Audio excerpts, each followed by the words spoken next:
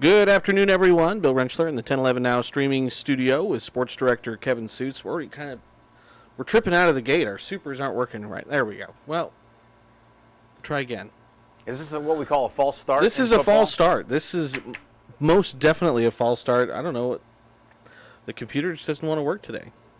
We're asking it to do too much, so we'll just put it in our regular. I'd say it's got a case of it's not Monday. It's Monday. It thinks it's Monday, but it is Tuesday. Kevin, we had another fall practice again today, number 14 in the books. We heard from Coach Rhule today. Also got a chance to hear for the first time from new tight end coach Josh Martin, also Thomas Fedoni, and some other guys.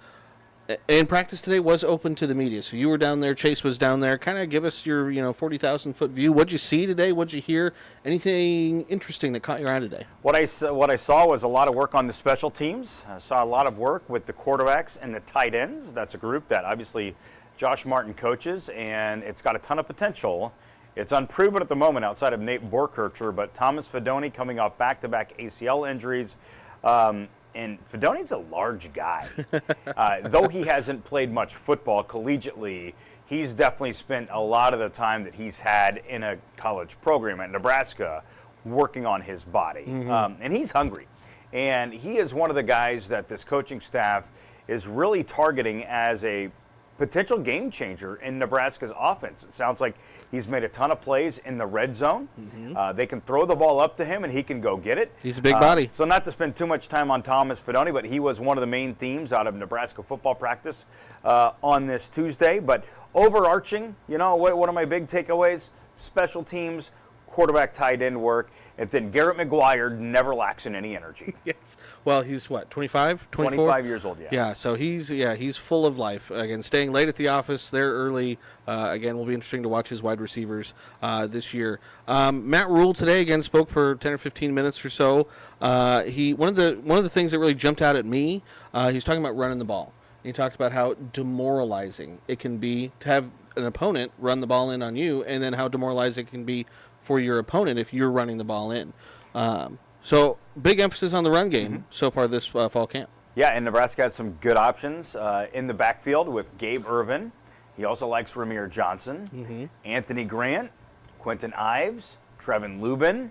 Really, it's going to come down to Anthony Grant and Gabe Ervin. Those are 1A and 1B, and the coaching staff has said that they see a situation this fall where it's going to be a split running back situation. It doesn't sound like they're just going to say Gabe Ervin is the number one.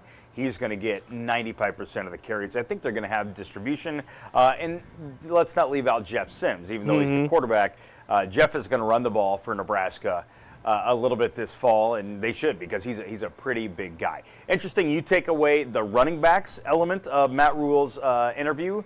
Bill, I thought that was still one of his more quotable moments of his interview. I personally really perked up when he said, we don't need our underclassmen, our freshmen, to play for us to win.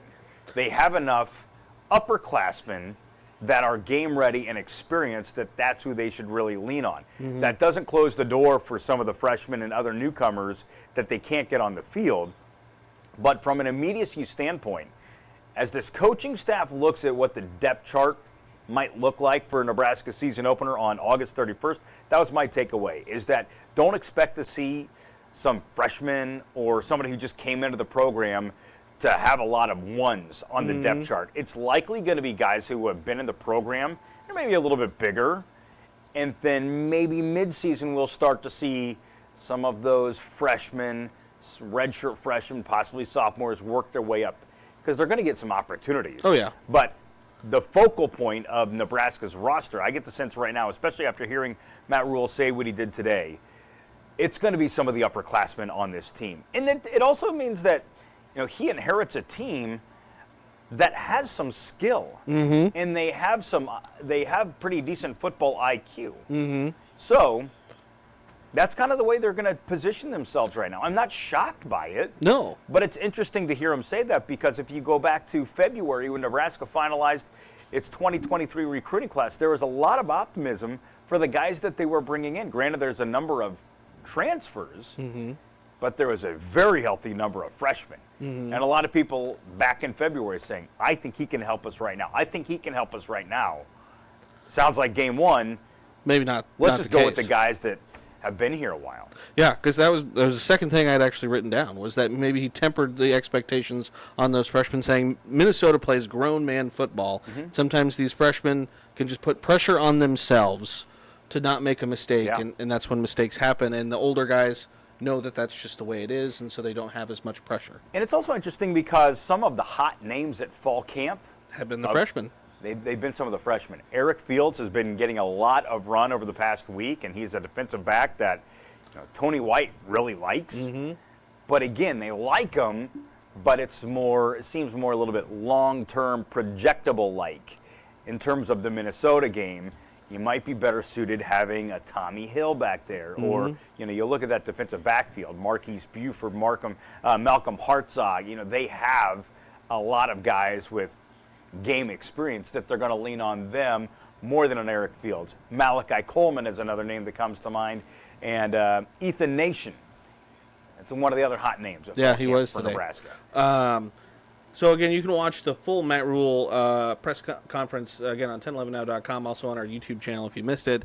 After we heard from Matt Rhule, we got our first chance to hear from tight end coach Josh Martin, again, with the whole Bob Wager situation, resigning a couple weeks ago. Rhule wasted no time.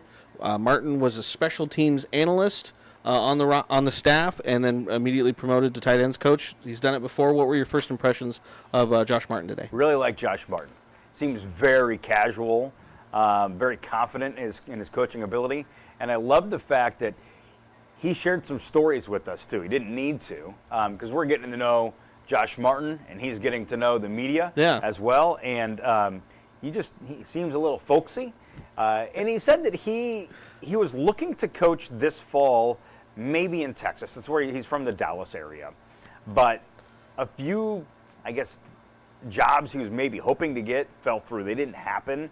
So then he just wanted to coach. And that's how, when he got the call from Matt Rhule, it was I said I wanted to be in Texas, but this is an opportunity I can't say no to. So he moved up to Nebraska. And then, 3 days before fall camp, an opening comes on Matt Rhule's staff after Bob Wager resigns. So that's how, you talk about sometimes the stars align. And he was pretty outspoken about that. He's like, it's just kind of how it played out. Yeah. And he has an affinity for Nebraska, even though he's a Texas guy. He told a great story about how, 7th grade? Yeah, I think he said he was 12 years old. First day of padded football practice when he was in 7th grade, he wrote with the Sharpie on the practice jersey, black shirts, and drew the picture of the skull and crossbones. Sweated through it. And Sweated through it, and it was all over his chest. Mom thought he came home all bruised from his first day of practice, but it was just sweating through the ink. So you ask about what I think of Josh Martin. I think he's a guy that the players really like. He has experience. He loves coaching tight ends. I think that's pretty unique. That this isn't a guy that is just a coach and you can put him wherever. He says tight ends to him, it's kind of the best of all worlds because they block, they catch, they're great in the red zone, and he sees all those things that a tight end can bring to the table. Not to mention, Nebraska has some pretty good tight ends on the roster. Eric Gilbert, still uncertain if he's going to play this year or not, but he's a huge dude. Obviously, we've talked about Fedoni, and then there's Nate Borkircher, the pride of Aurora, Nebraska, who is one of the veteran leaders in Nebraska's locker room. And so Thomas Fedoni spoke after Josh Martin. Again, he kind of echoed what you were saying, that really enjoys the new coach, and it really has been a pretty seamless transition into that new role, so that's always good to see. And then we heard from Nuri Nuri today. Nuri Nuri, again, offensive lineman. We just call him Nuri. Nuri. That's, probably if you for the struggle best. with the name, It's just Nuri. Nuri. Yes, and again, he always just seems, again, we know what happened last year with him, but he just seems like a really good ambassador for not only the offensive lineman, but just the program as a whole. He owned up to that too. Yeah. What happened last year? He had a heartfelt apology on behalf of his family, the football program. I've always really liked Nuri. Of course, he's from Germany. He was a foreign exchange student at Norris. We got to meet him when he was a high school, kind of new to football at Norris, and then all of a sudden, he's pretty good at it. Yep. Ends up leaving the state to go play college football in Colorado. Yep. Comes back at Nebraska and is now one of maybe the biggest personality on the team. Yep. He's one of the big, lovable guys that plays on the offensive line. He knows no stranger. And whether you've known him for 5 minutes or 15 years, he's a guy that's quick to kind of poke at you a little bit. He likes to have fun. And one of just 10 seniors on the roster. So he will be important to the offensive line and to the team this upcoming season. But Nuri speaks on behalf of the offensive line, and talk about veteran groups. Mm-hmm. I mean, they got some experience up They front. do have some dudes up there between Turner Corcoran, Teddy Prohaska, which sounds like he's working his way back today. I think Matt Rhule mentioned him in his press conference Ben today. Scott, Ethan Ben Scott, Piper. yep. I mean, these aren't new offensive linemen to Nebraska's top unit. Mm-hmm. There's a lot of experience up front. And for a new quarterback like Jeff Sims, you look across the offense, outside of wide receiver, Nebraska has a ton of experience on that side of the football. Mm-hmm. Before I let you go, Kevin, have you seen the series the Husker football team has been doing, A Look In, kind of the Hard Knocks? What's your take on that and that kind of curtain peek behind the program? I have not seen the most recent episode, so I saw the first one. Mm-hmm. Sure.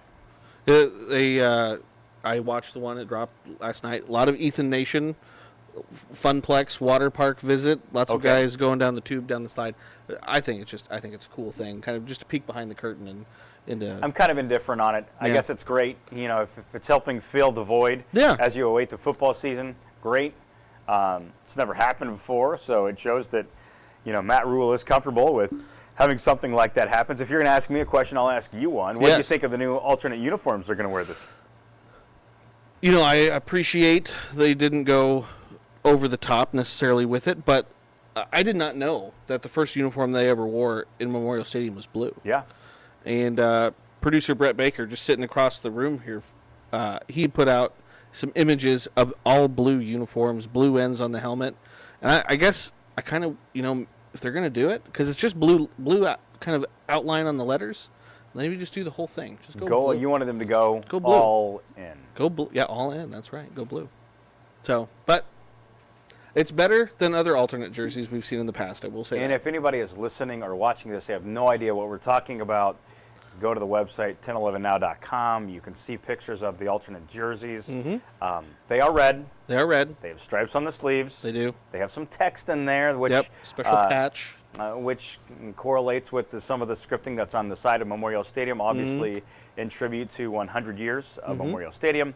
And then there is a small blue outline that goes around the numerals on each jersey. That is correct. So that's where the blue comes in. Yes, which I thought I never knew we had worn blue before. If you glance at them quickly, I think Chase said that, hey, it's the Norris Titans.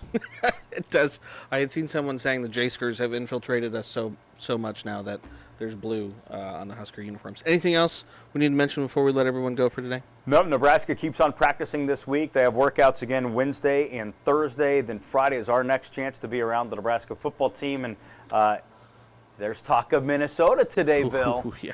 They are on the minds, but Nebraska's still in the mode of development. And, what they said about Minnesota was this is a black and blue kind of football game that's awaiting Nebraska on August 31st. Grown men football, 8:31. Yeah. I didn't hear him say Minnesota. I heard him say 8:31 a lot.